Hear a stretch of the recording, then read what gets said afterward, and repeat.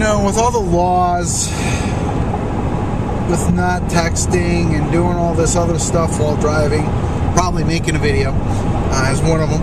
Don't know. In some places it probably is. People are still distracted. They've ignored the laws. I've been on the road most of the day today and still see people texting and doing this and doing that on their cell phones. But that got me to think. Got me thinking.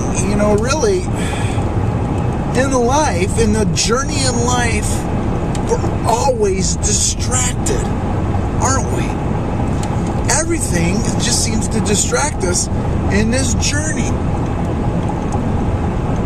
And what we really should be, we should be focused on Jesus and the cross of Jesus. That should be our focus. But yet so many things get in our way and distract us from our relationship with Jesus Christ.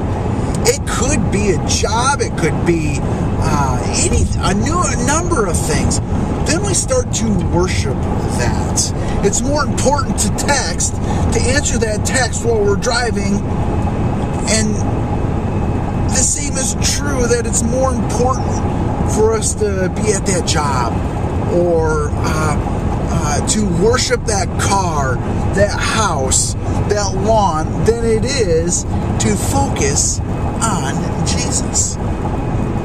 Those of us in ministry leadership, we're prone to the same thing. We fail to concentrate on God's work in us, and we choose to focus on God's work. I'm guilty of it too. And what happens is we become distracted in our relationship with Jesus, even in ministry. The challenge is how do we eliminate those distractions? We just have to do our best to do it. It's easier said than done. The book of Hebrews says, let us fix our eyes on Jesus, the author and perfecter of our faith. We have to keep that the focus. And when we do, we get to enjoy the journey of life so much more than being distracted. That's the challenge. And it really is. The real big question is, how do we focus on Jesus? Versus, we have to pick up the Word. We have to pick up the Word every day. And I'm thinking, I have to do it myself. It's not just me saying it. I have to do it myself.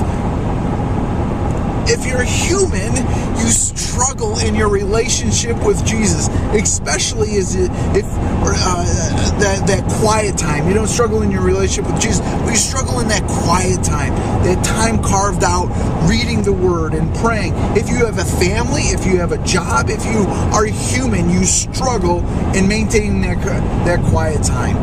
That's a given.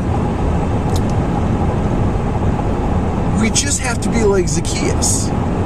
We all want to see Jesus. Zacchaeus did not allow anything to hinder him.